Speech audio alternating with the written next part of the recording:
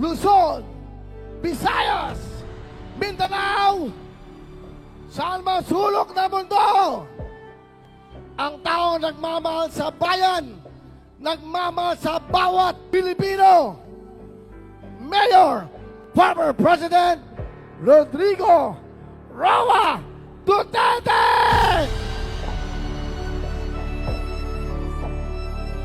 Lights, please, lights.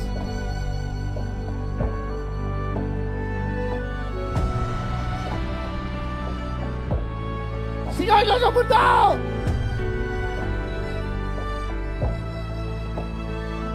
Ang nagmalasakit, nagmahal,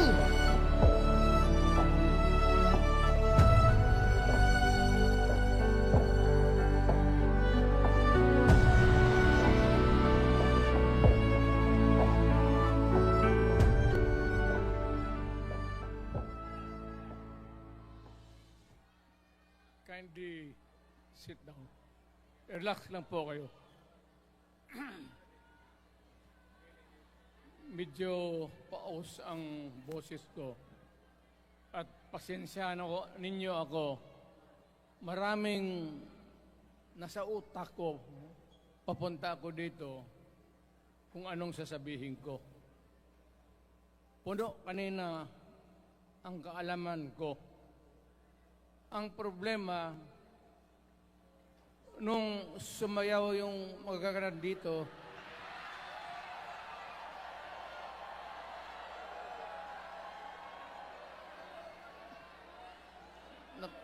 nakalimutan ko.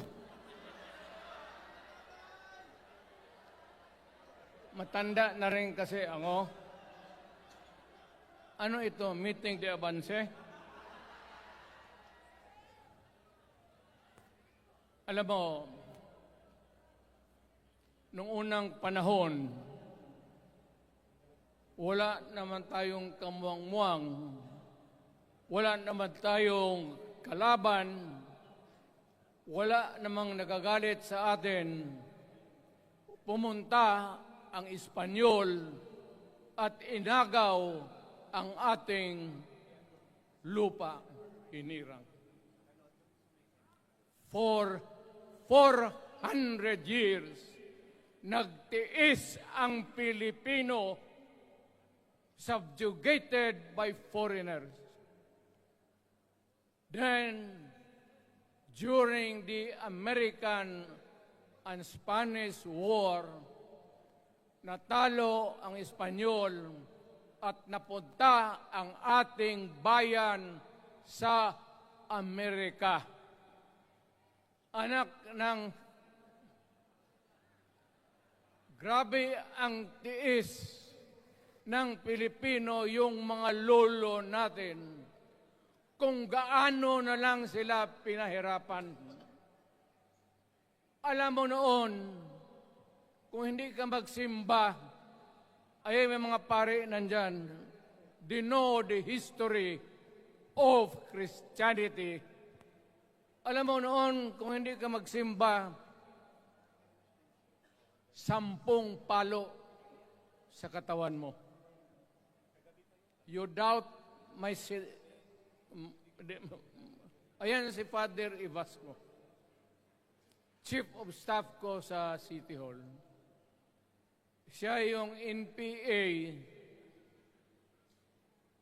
leader doon sa Libungan.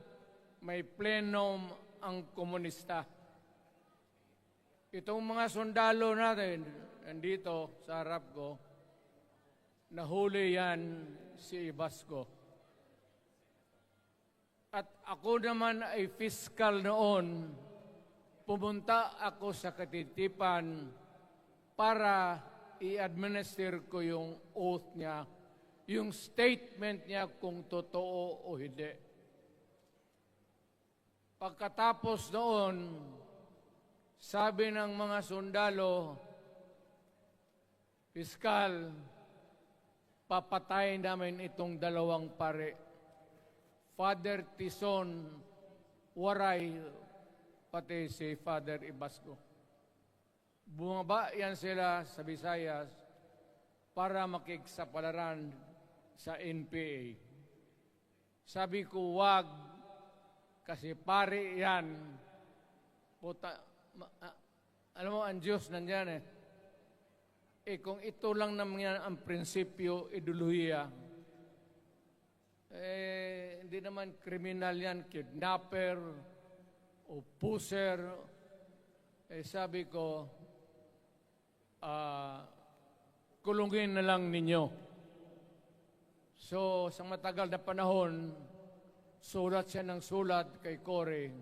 Eventually, na-release yan sila lahat, pati na ang asawa nila Quintanar, yung mga komunista, mga Esparo, nanggaling dito at naging uso sa buong Pilipinas, yung pagpatay.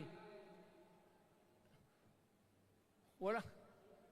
Barangay captain, konsehal, military, navy, police, puro may pamilya. Anak ka ng kakawalang kwenta yung ideolohiya.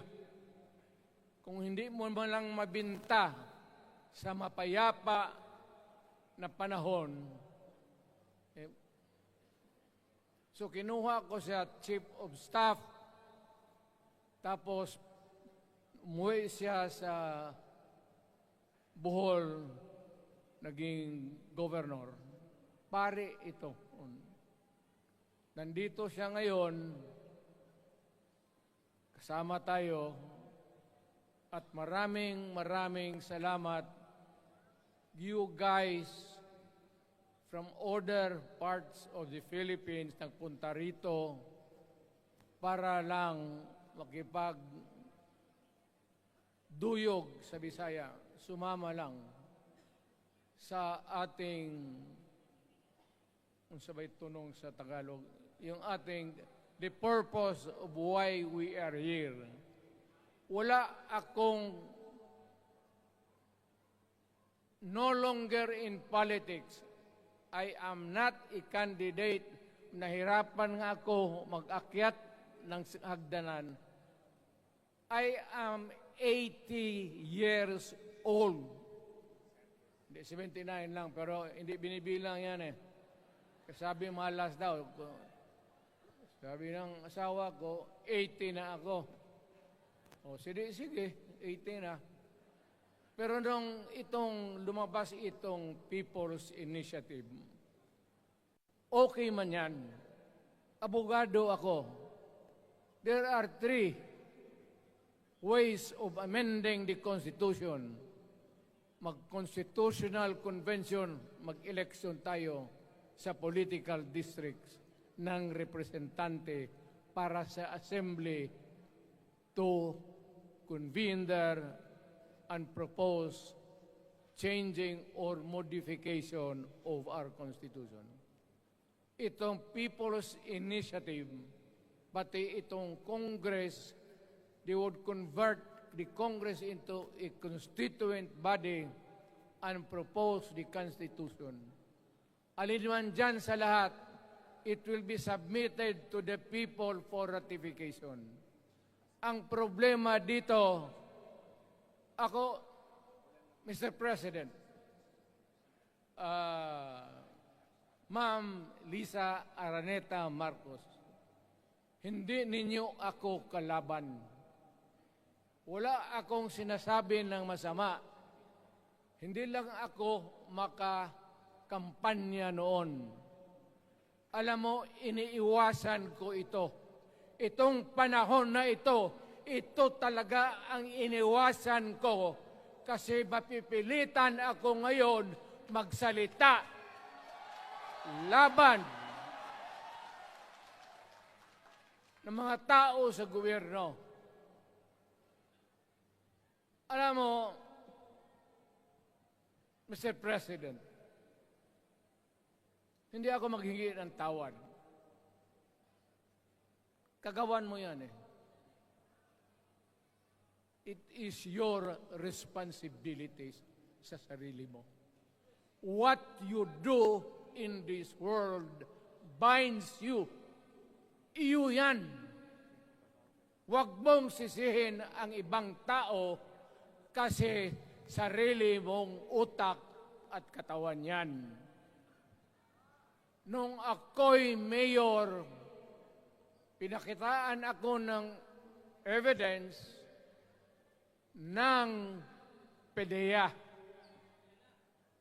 Doon sa listahan, nandoon yung pangalan mo.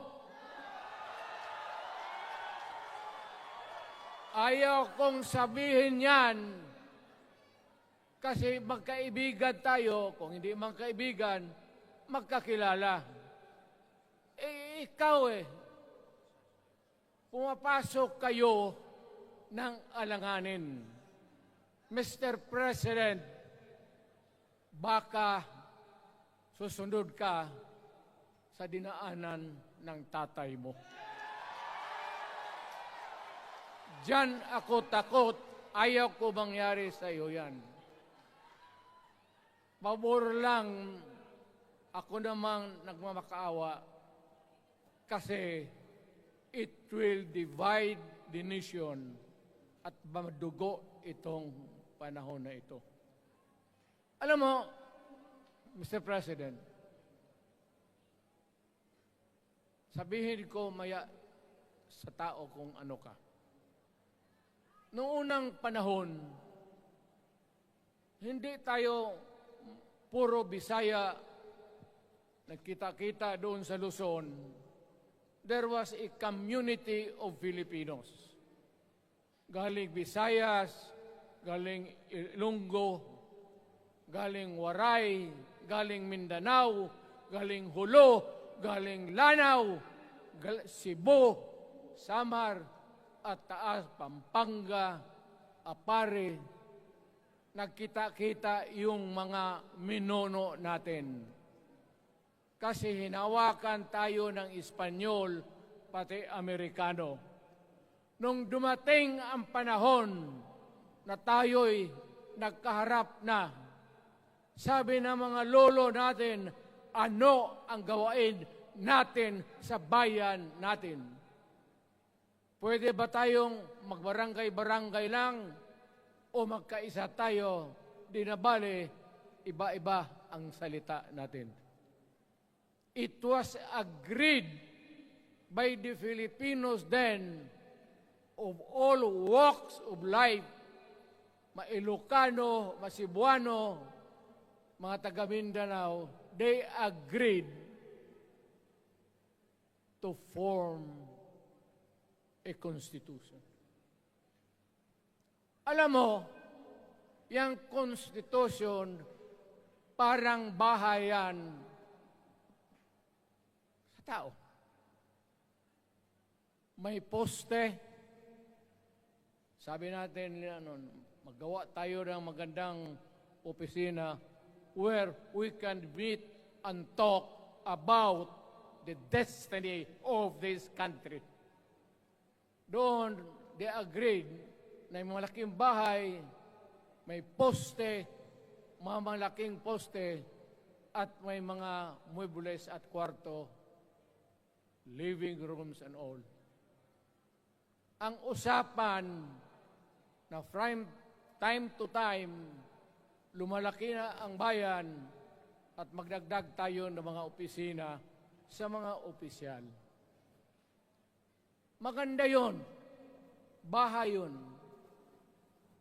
Mga sahig, nandyan lahat.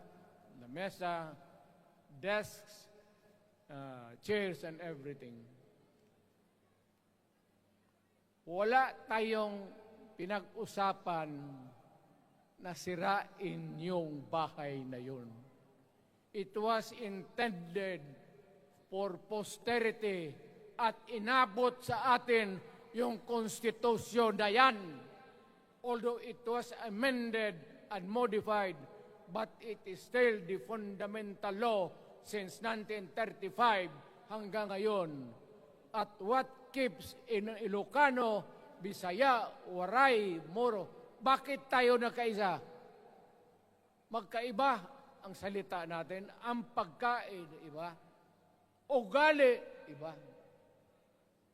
bakit tayo andito ngayon? Dahil sa isang bahay. Yung bahay na yan, yung papel, the Constitution.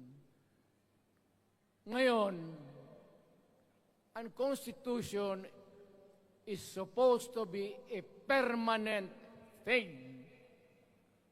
Ang batas na binigay ng Constitution sa Congress, sa lawmakers, they can make laws every day, modify, change it if they want, every week. Okay lang yan. Huwag ninyong pakialaman ang Constitution kasi yun ang bahay opisyal ng Pilipino. Anak ka ng... Bakit pumasok sa utak ninyo yung People's Initiative? Anong nakain ninyo? There's nothing wrong with the Constitution right now. The environment in the Philippines seems to be positive, okay. Wala namang problema. Araw-araw nakikita tayo. Punta Maynila, marami akong kaibigan, mga brad ko, mga classmate ko. Okay ang buhay natin. But suddenly, nandito yung People's Initiative. Alam mo, sa umpisa pa lang, nagdududa na ako. Bakit? People's Initiative manggaling sa tao. Dapat yan galing sa mga purok at doon sa barangay at doon sa DILG, ipasa nila sa syudad, sa probinsya at sa national office. Dito mga congressman,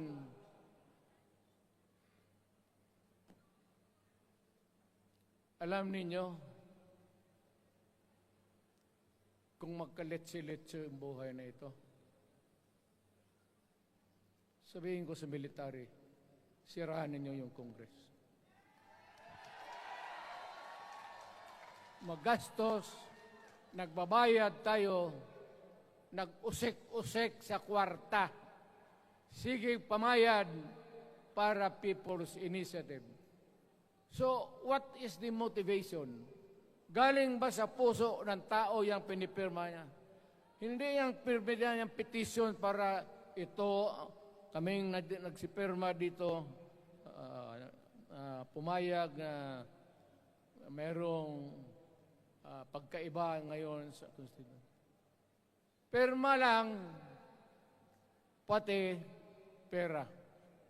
Anong klase yung putang inang yun? Ganon na lang ang tingin ninyo sa Pilipino. Pagka ganon, maghiwalay-hiwalay na tayo. Kayong taga Luzon, pumunta na yan sa Mindanao, mag-declare na lang tayo ng independence separate. Bakit? Binababoy ninyo ang bayan natin. Ako naging presidente. Ako naging mayor.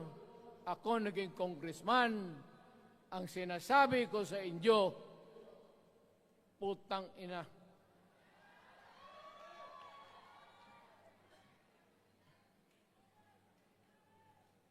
Malinis, no? Baka ihi mo ito, ha?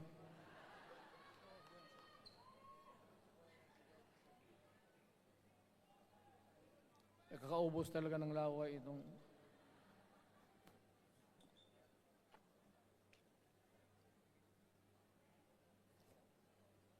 What do you expect?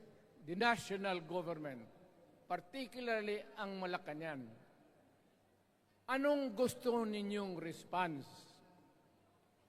Niwala kayong mga seminar na ganon.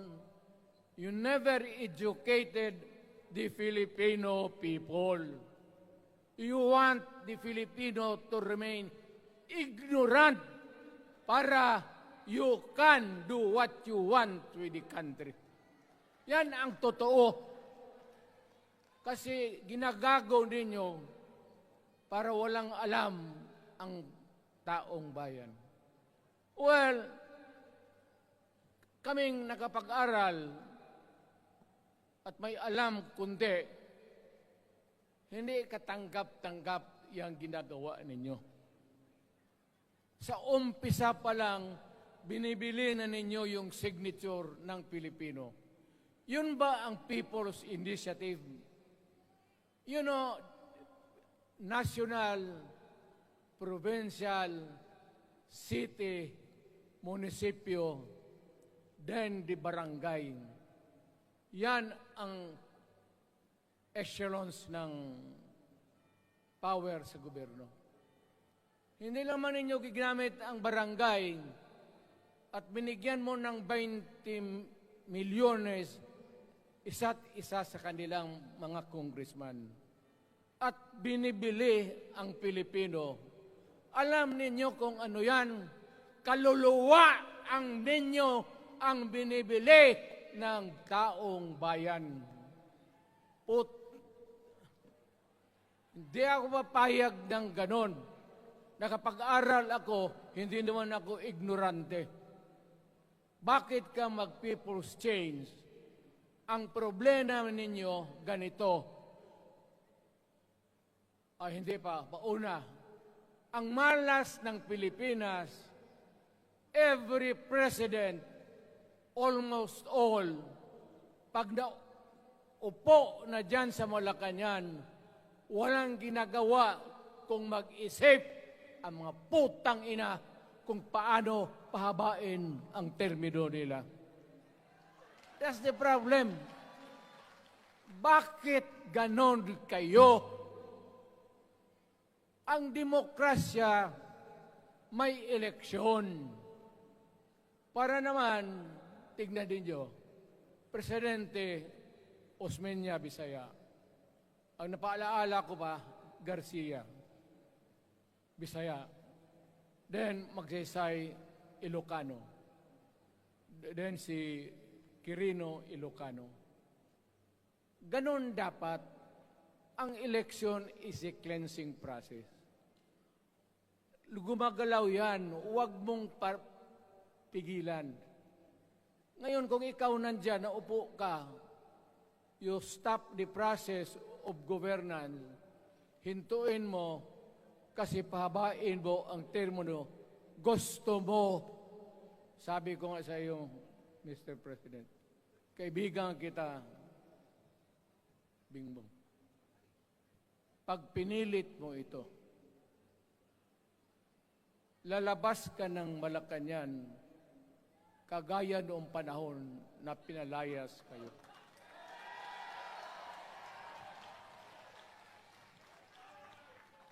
Alam ninyo, kung hindi na talaga ito mapigilan, nandyan ang military pati pulis, makinig kayo.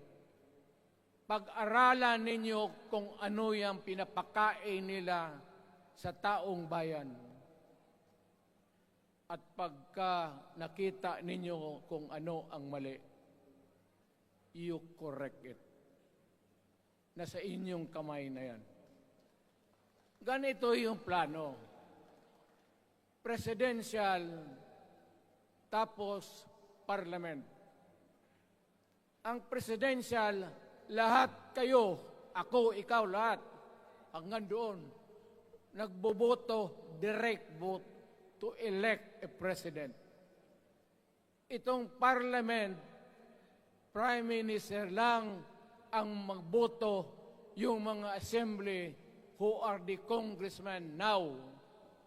Putang ina ninyo, wala akong tiwala sa inyo. Wala kayong prinsipyo, bukang pera kayo lahat. Yan ang totoo. Kaya gusto ko, pag nagka-letse-letse nga, pumasok ang military, palitan ninyo lahat. Arestuhin ninyo kasi nagsasayang ng pera at yung ginagastos nila is a fraud, swindling ang ginawa nila. You must account for the wasted money, for the money that you bought the signature of a Filipino. Bribery.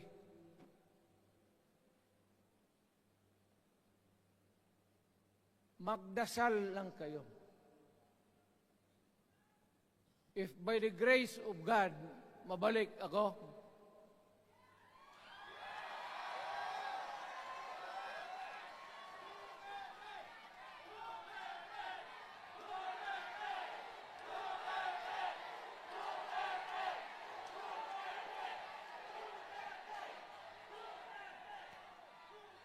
milagro lang naman yan, hindi ba yan totoo?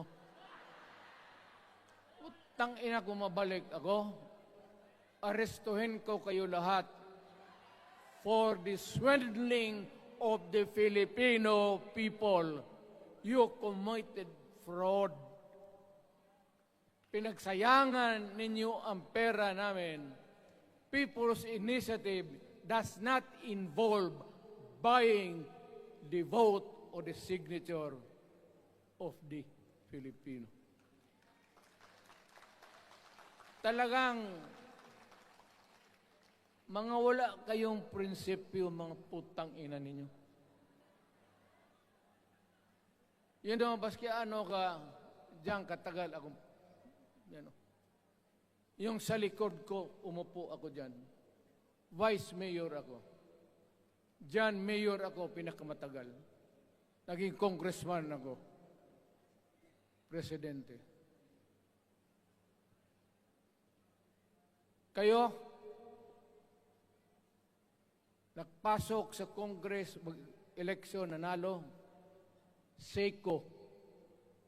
So parang ganito, yung mga, para sa mga balaga, pati lalaki.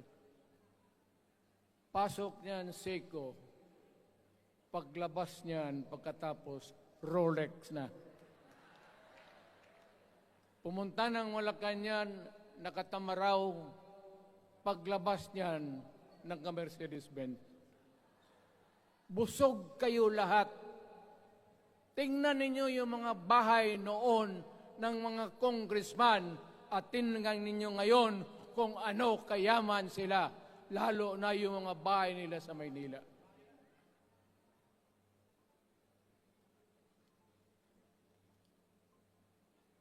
Wala kayong masabi sa akin. Alam mo bakit diretsahan ako magsalita?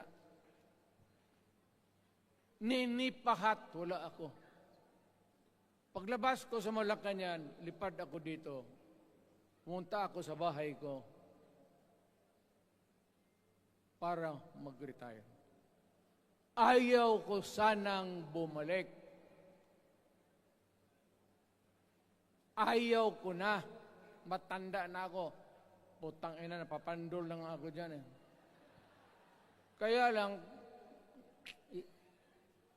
marami akong magandang naisip kanina papunta dito. Kaya yung sumasayaw lang kasi yung mga ale. Nabakante tuloy, nakalimutan ko kung ano ko nang tangina. Huwag kayong magpaloko. Alam mo, Parliament, ang ambisyon niyan, karamihan, galing kay Lisa Marcos pati kay Romualdez. Bongbong bangag yan.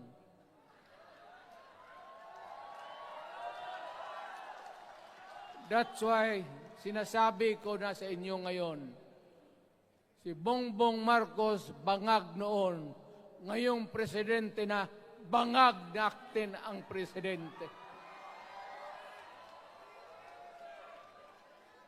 Kayong mga military, alam ninyo yan. Lalo na yung nasa Malacanang. Alam ninyo.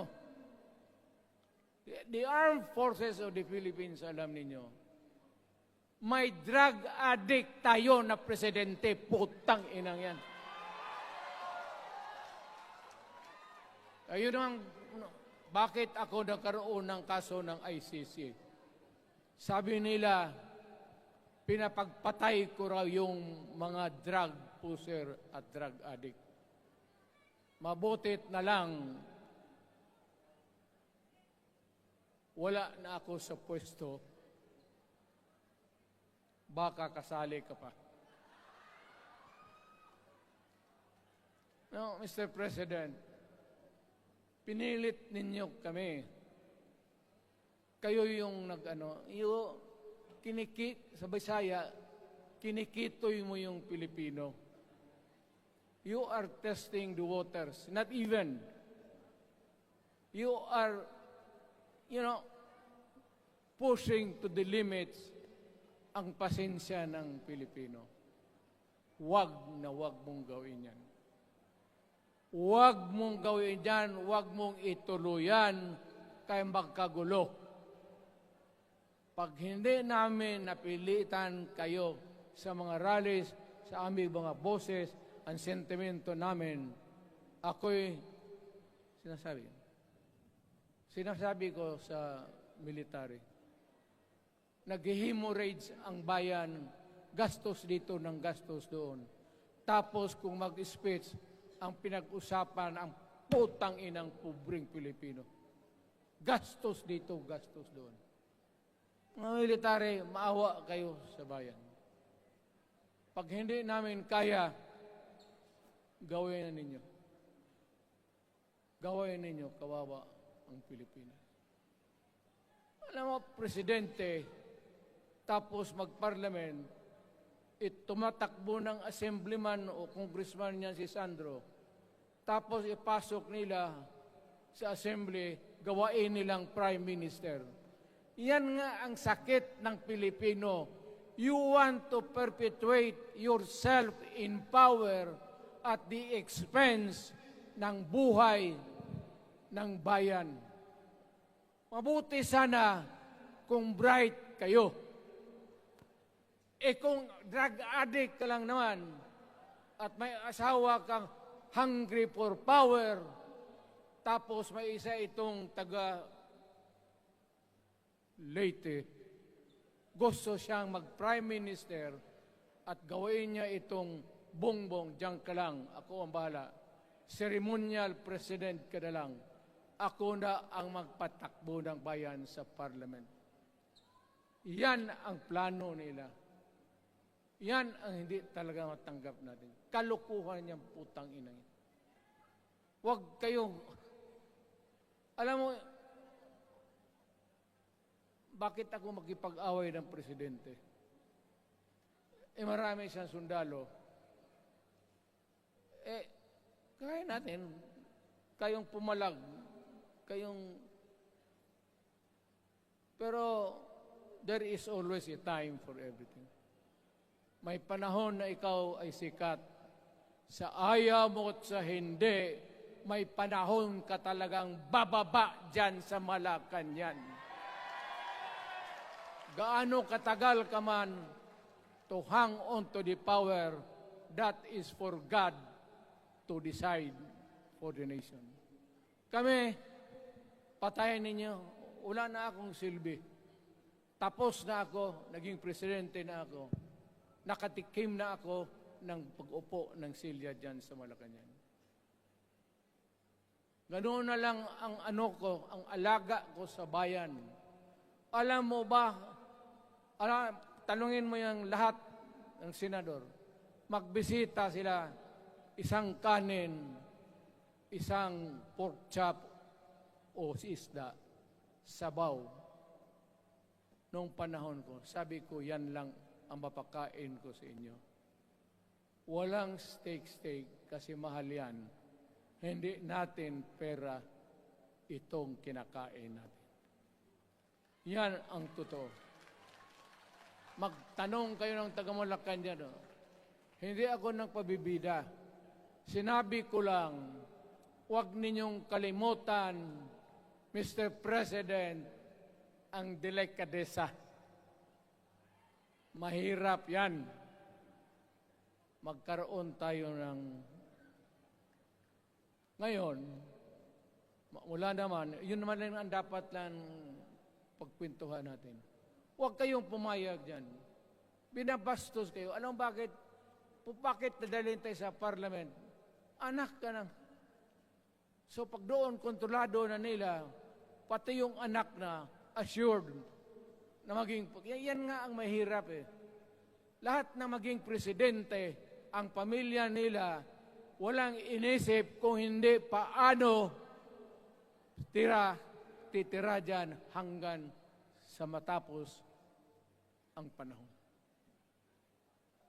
May I remind you, itong election, papalit-palit ito. Para sa lahat, mayroong Ilocano, may Bicolano, may Bisaya. Hindi mo pwedeng suluhin yan. The election is a cleansing process. It does not, it's never the intention of the whoever wrote the Constitution na ikaw, isang Pilipino, taga-Paway, taga-Batangas, taga-Davao, ikaw, Rodrigo Duterte, nandiyan ka na, huwag ka nang umalis. It was not the intention of the lawmakers. Demokrasya tayo, Mr. President. Huwag mong kalimutan na isang term ka lang pagkatapos bababa ka na. Pag ayaw mong bumaba, utang ina magkagulo ang bayan, sabihin ko sa inyo. Ngayon, nakikinig kayong mga military. Gusto niyong iwasan ang dugo? Kayo lang ang makapigil nito. Putang ina, pigilan mo yung kalukuhan na yan. Pagka hindi itong rally na ito, it will multiply all over the Philippines and there will be trouble. Kami ako ang nauna kasi galit ako. Dumaan ako ng presidente. Not even for a minute did I think or was thinking of extending my term even for one day. Nung natapos ako sa araw na yon, bumaba ako, sumakay ako, lumipad ako dito sa Davao. Ikaw, Mr. President, hintayin mo yung 6 year, kalimutan mo na yung kay Romualdez, kasi yan ang magpahamak sa iyo. At maraming magagalit sa iyo, pati na ang militar. Kaya hindi na ako magtatagal. Yun lang ang dasal ko. Reject. Protect the Constitution. I am calling now the armed forces and the PNP. Protect the Constitution. Trabaho ninyo yan. Huwag ninyong kalimutan. Kami, inyong dapat, you should worry about the nation. The millions of Filipinos. Huwag kayong mag-isip lang ng isang pamilya. Putang ina. Ilagay ninyo sa utak ninyo yan. Bahala kayo. Balang araw, magsisihan. Pero kasi umuulan naman, hindi ulan. Hindi, shower lang yan doon sa Malacanang, ginagawa nila, pasirit doon.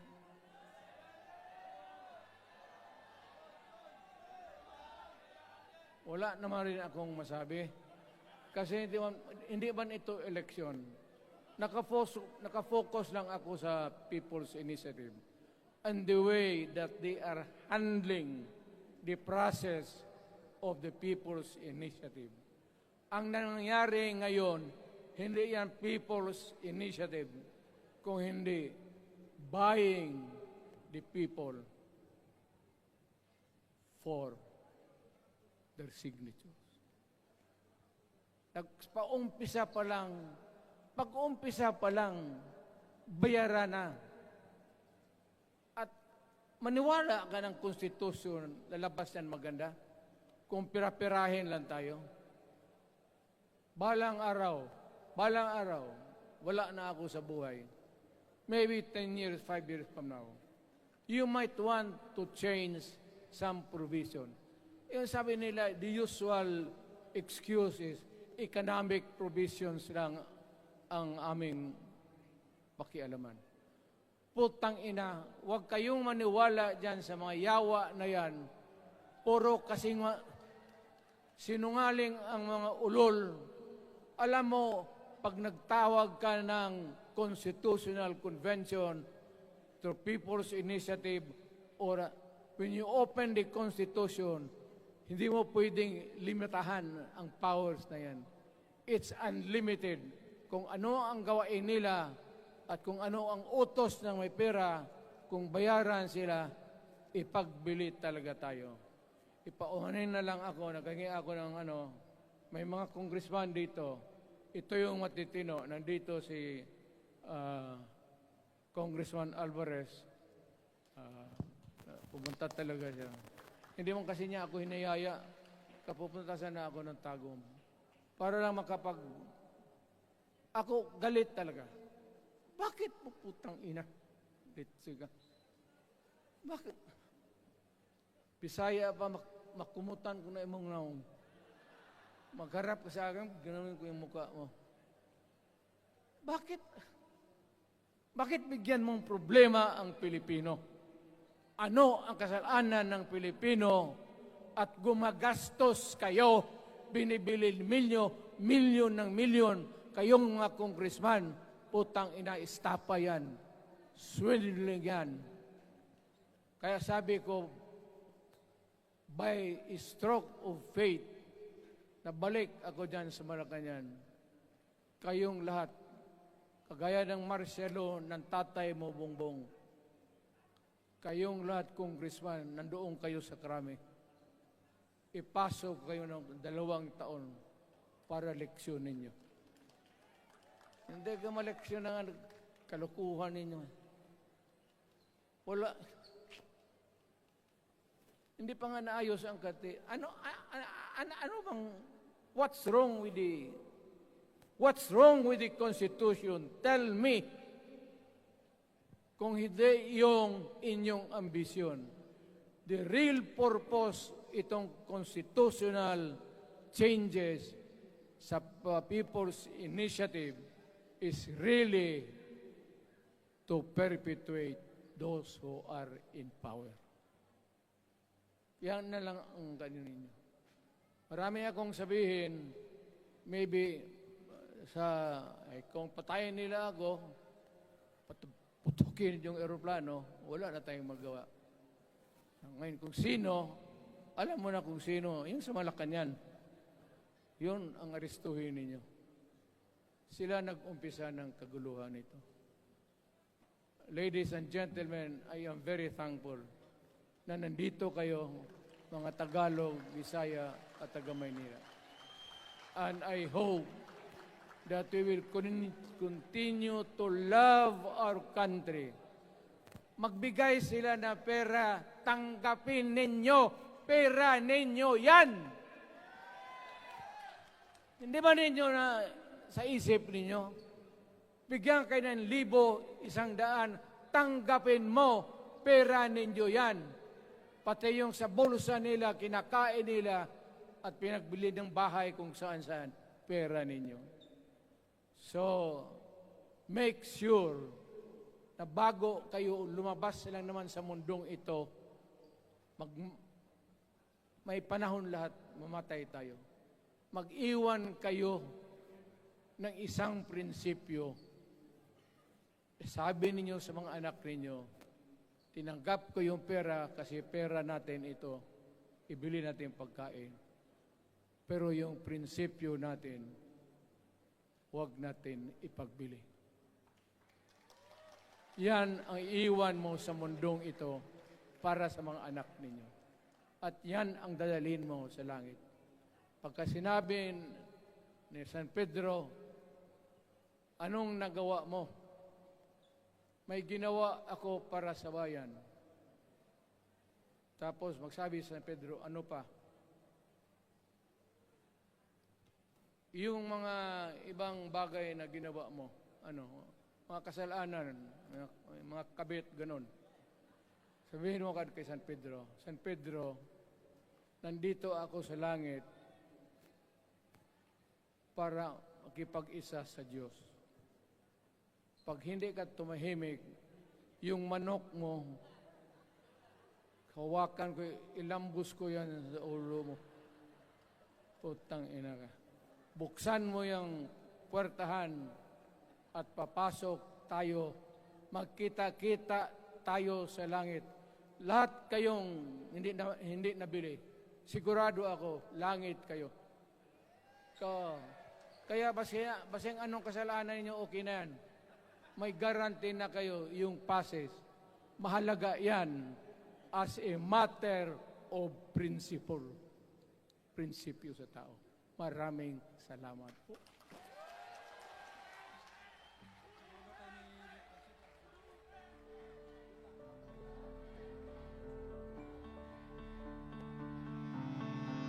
Gintud pilak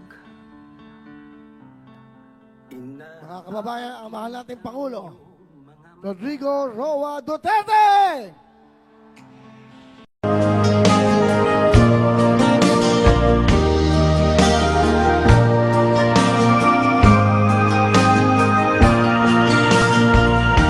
Ang buhay kong minsan ay walang direksyon.